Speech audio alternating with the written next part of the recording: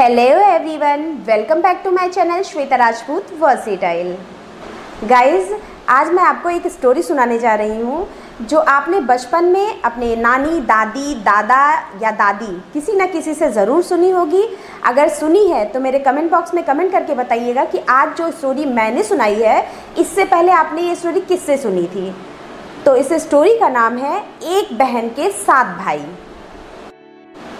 Guys, आज की जो स्टोरी है उसमें जो वीडियो है उस वीडियो को मैंने अपनी छोटी छोटी फ़ोटोज़ को मर्ज करके एक वीडियो बनाया हुआ है।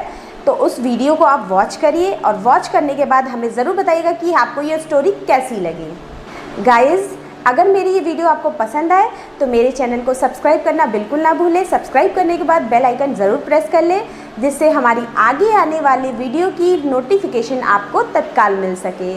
हमारे वीडियो को अगर पसंद किया हो तो लाइक, कमेंट्स एंड शेयर करना भी बिल्कुल ना भूलें।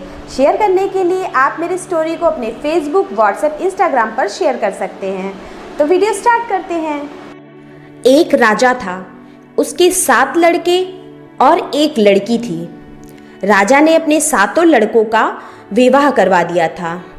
एक दिन राजा शिकार करने लगा और वो जब शिकार करके वापस आ रहा था, रास्ते में उसकी मृत्यु हो गई।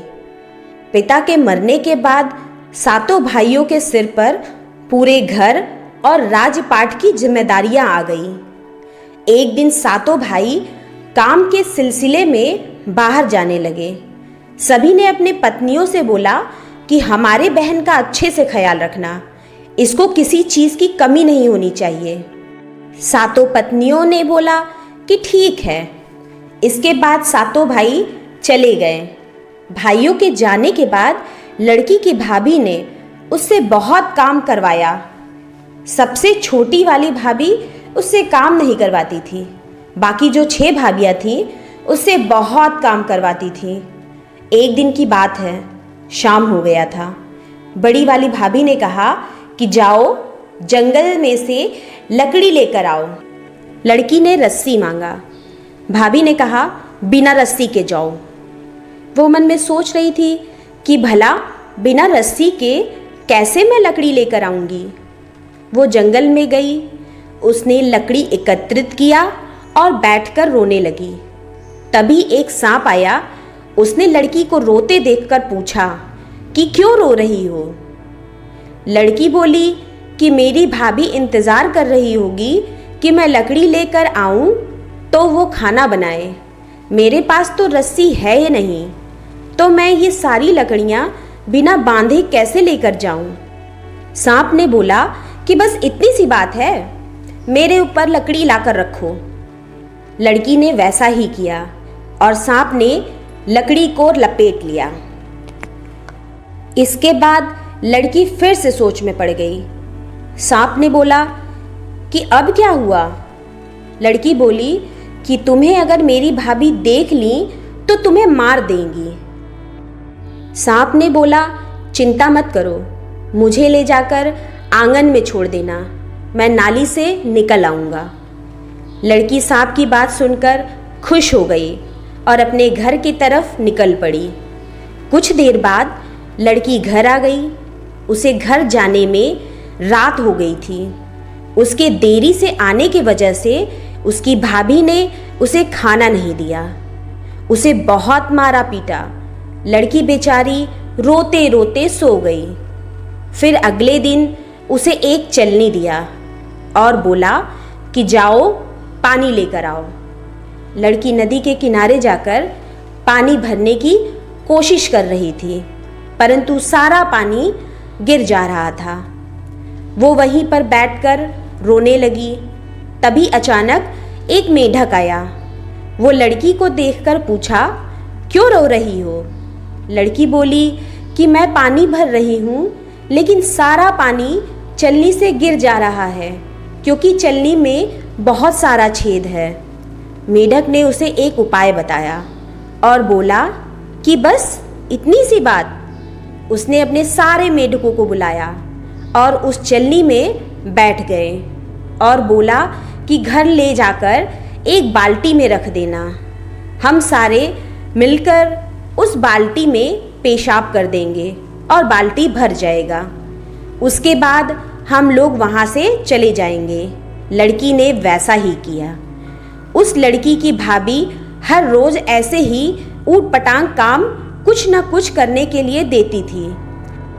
एक दिन की बात है, उस लड़की को एक काला रंग का कंबल दिया और बोली कि जाओ, अब ये कंबल जब तक सफ़ेद ना हो जाए घर लौट के मत आना। लड़की बोली ठीक है। लड़की कंबल लेकर चली जाती है और नदी के किनारे बैठकर उसे धोती है। वो छोटी लड़की उसे धोती गई, परंतु वो सफ़ेद होता ही नहीं। काला है तो काला ही न रहेगा, सफ़ेद थोड़े ना होगा। लड़की को 2 दिन हो गए। वो बिना कुछ खाए पिए बैठी रही और फूट फूट कर रो रही थी। तभी उसके सातों भाई नदी के पास वाले जंगल से होते हुए बाहर से लौटकर आ रहे थे। सातों भाइयों को किसी लड़की के रोने की आवाज़ सुनाई दिया। वो नदी के किनारे पहुंच गए। अपने बहन को उस हालत में देखकर उन सभी भाइयों का दिमाग खराब हो गया और पूछा कि बहन, ये हालत किसने किया? उस छोटी लड़की ने सब कुछ बताया। इसके बाद सातों भाई बहन को साथ लेकर घर गए और बहन को बाहर ही कहीं छुपा दिया और बोला कि जब तक हम में से कोई ना आए यहाँ से कहीं मत जाना। इसके बाद वो घर के अंदर चले जाते हैं। सारी पत्नियाँ अपने पति को देखकर इतनी खुश होती हैं कि पूछे मत। कोई पानी लेकर आती है तो कोई पंखे से हवा देती है। तभी एक भाई बोला कि मेरी प्यारी बहन कहाँ है, दिखाई नहीं दे रही है। तभी एक भाभी बोलती है यहीं पर कहीं खेल रही होगी। तुरंत दूसरी भाभी बोली अभी दूध भात चावल खाकर यहीं कहीं पर खेल रही थी। तभी एक पत्नी बोली कि आप लोग पहले खाना खाइए, वो आ जाएगी। उनमें से एक भाई बाहर जाता है और अपनी बहन को अंदर लेकर आता है और अपनी पत्नी से पूछते हैं कि यही दूध भात खाई है? अगर खाई होती तो ये हालत नहीं रहती। मेरी बहन की क्या हालत हो गई है। सारी पत्नियां कुछ नहीं बोलती हैं। तब छोटी लड़की बोलती है कि सबसे छोटी वाली भाभी ने कुछ नहीं किया है, बाकी सारी भाभी ने बहुत सताया और काम करवाया है। सारे भाइयों ने मिलकर अपनी पत्नियों को घर से बाहर निकाल दिया और सबसे छोटी वाली पत्नी रह गई। उसके बाद सारे मिलकर राजपाट चलाने लगे। दोस्तों, इस कहानी से हमें क्या शिक्षा मिली? इस कहानी से हमें ये शिक्षा मिलती है कि हमें दूसरे का कभी भी बुरा नहीं करना चाहिए।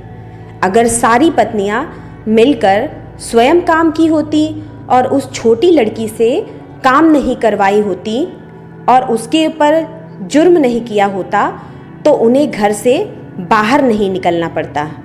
कहावत है ना, अगर हम किसी के लिए गड्ढा खोद कर रखे हैं तो हमारे लिए भी कहीं गड्ढा खोद कर रखा होगा। दूसरे के चक्कर में हम इंसान स्वयं गिर जाते हैं। गाइज़, अब मैं अपना वीडियो यहीं समाप्त करती हूँ। आपको ये स्टोरी कैसी लगी? अच्छी लगी हो तो मेरे कमेंट बॉक्स में कमेंट करके ज़रूर बताइएगा। तो इसी के साथ मिलते हैं नेक्स्ट वीडियो में। तब तक के लिए हर हर महादेव।